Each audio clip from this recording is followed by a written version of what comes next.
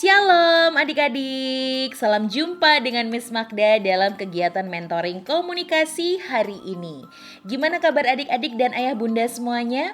Semoga dalam keadaan sehat dan pastinya selalu bersemangat ya. Wah, Miss Magda terus berdoa supaya pandemi COVID ini segera selesai dan pelan-pelan kita bisa kembali beraktivitas, bertemu, berjumpa, bahkan kita bisa ngobrol-ngobrol langsung ya adik-adik. Beneran nih, Miss Magda sampai kangen banget sama adik-adik ya.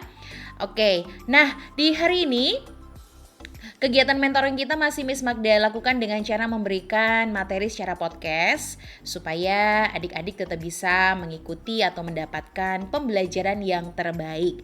Nah, materi hari ini melanjutkan pekan lalu tentang bagaimana kita harus memiliki etika dalam kita berkomunikasi melalui grup WhatsApp yang kita ikuti.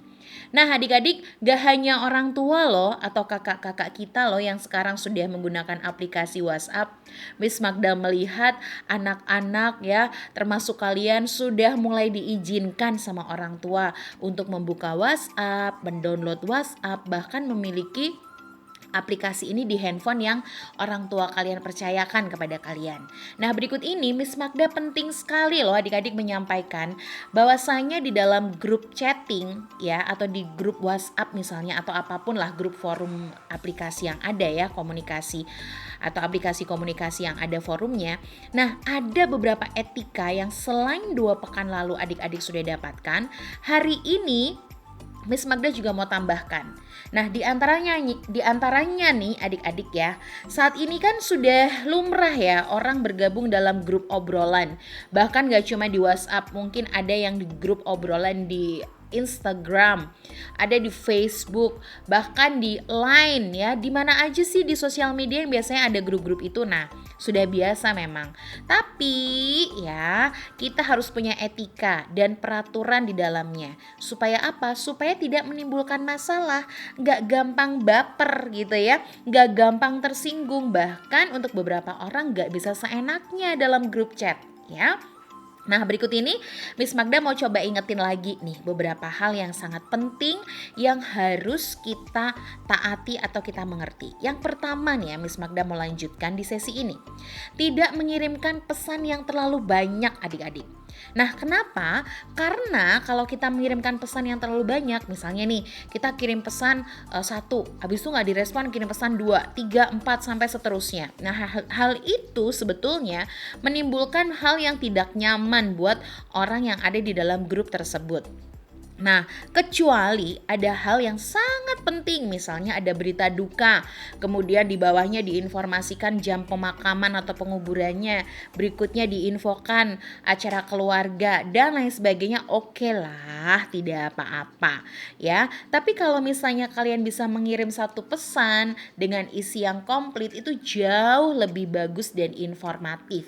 Ya adik-adik, ini juga gak hanya buat adik-adik sebetulnya, buat ayah bunda, supaya juga ayah bunda terbantu untuk memiliki komunikasi yang baik di dalam grup. Lalu yang kedua, mulailah membicarakan hal-hal yang berhubungan dengan banyak orang atau orang lain, terutama yang ada di grup. Jangan, ingat ya di pembelajaran pekan lalu, jangan ngobrol pribadi di grup. Wah, itu bisa menyinggung perasaan itu ya adik-adik ya. Nah, ada baiknya sebelum ngobrol di grup, pastikan dulu topik yang akan adik-adik bahas dalam grup. Pastikan itu grup yang berhubungan atau relevan dengan seluruh anggota grup. Percakapan yang gak relevan atau yang gak nyambung ya, ini bisa membuat orang lain gak nyaman, juga gak nyambung juga ya. Alasannya pasti akan ada anggota yang terganggu ya, dan gak seru deh akhirnya grupnya, bikin gak nyaman aja.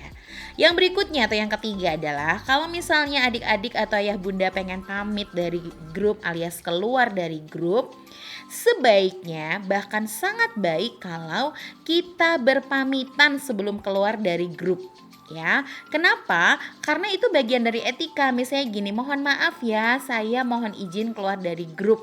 Biasanya nih yang sering kita baca, karena saya udah kebanyakan grup, HP jadi lemot misalnya gitu ya.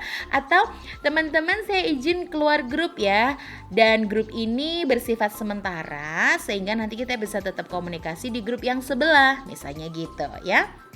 Jadi pastikan berpamitan ketika ingin keluar dari grup atau forum percakapan. Yang berikutnya ya, tidak mengirim pesan yang terlalu pendek atau terlalu panjang. Nah, terlalu pendek nggak disaranin, terlalu panjang juga nggak disaranin. Pokoknya yang terlalu pasti nggak disaranin. Nah, adik-adik, bagi beberapa orang yang membaca pesan terlalu panjang akan membuat mereka kewalahan ngebacanya, kelamaan, udah nggak sabar, alias pengen cepet-cepet poinnya apa sih gitu ya. Nah, aktivitas orang kan berbeda-beda, tentu tidak hanya dihabiskan untuk membaca pesan yang panjang itu kan. Begitu pula dengan mengirim pesan yang terlalu singkat, hanya mengirim satu emoji. Wah, ini nih, paling nggak kalau ngirim emoji disarankan bisa lebih dari satu ya, 2 atau 3 emoji gitu, biar nggak kesannya kayak apa sih, kita nggak serius banget nanggepin gitu loh ya. Jadi sebaiknya begitu. Nah, kalau itu kalimat setidaknya berisi 5 kata paling tidak ya. Misalnya, izin ya terlambat karena harus mandi dulu misalnya gitu ya. Atau maaf teman-teman, aku harus membantu ibuku misalnya gitu ya, dan lain sebagainya. Jadi paling nggak 5 kata dalam satu kalimat. Nah, yang terakhir berikutnya di sesi ini adalah tidak meneruskan pesan orang lain tanpa izin adik-adik. Nah, dalam sebuah penelitian ya yang dilakukan oleh Facebook dan satu lembaga penelitian bernama The Bridge menemukan bahwa setengah dari orang yang diteliti itu mereka menyetujui sih pesan itu diteruskan ke pihak yang ketiga, tetapi harus minta izin atau disertai catatan. Misalnya, diizinkan untuk menyebarluaskan atau meneruskan informasi ini misalnya. Atau kita tanya dulu, boleh nggak Kak, boleh nggak Dek infonya aku share ke grup-grup yang lain gitu ya. Atau kita sudah lebih dulu menuliskan, tolong ya dibantu broadcast ke grup-grup yang lain misalnya. Nah, inilah etiketnya. Dalam satu pesan memang ada baiknya ketika kita mau meneruskan pesan itu kita sudah memiliki izin terlebih dahulu. Supaya apa? Supaya tidak terkesan kita plagiat atau meniru hanya sekedar meneruskan tanpa izin. Jadi ketika kita ditanya, kita jawabnya cuma gini nanti, sorry cuma meneruskan, gak tahu ya. Wah, nggak ngerti deh, soalnya aku cuma nerusin doang. Nah, jangan begitu. Kita bisa justru menjelaskan, oh iya, ada kok kontaknya tuh di WhatsApp tersebut, bisa langsung join ke sana ya. Gitu. Jadi kita nggak menjawab dengan, waduh, nggak tahu aku, waduh, nggak ngerti. Nah, seolah-olah kita kayak nggak mau tahu sama yang kita teruskan atau kita broadcast. Nah, hati-hati ya. Mulai sekarang kalau kita mau nerusin pesan, pastikan sudah punya izin atau pastikan kita sudah tahu bahwa pesan itu diperbolehkan untuk diteruskan atau disebarluaskan. Sementara ini dulu yang Miss Magda mau sampaikan adik-adik. Nah, pekan depan Miss Magda akan kasih tahu tentang etiket-etiket yang lain yang harus kita tahu.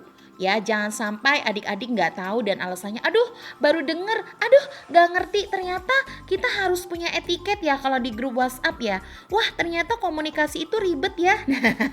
Enggak ribet. Sebenarnya itu adalah kebiasaan kita dan kalau kebiasaannya sudah baik, pasti berikut-berikutnya akan menjadi sebuah kebiasaan atau karakter yang mudah untuk dilakukan. Pekan depan Miss Magda lanjutkan lagi tentang etiket yang lain berhubungan dengan komunikasi di forum chat atau grup-grup komunikasi. Oke, terima kasih. Selamat berhari Jumat. Sehat selalu ya adik-adik. Tuhan memberkati. Bye-bye.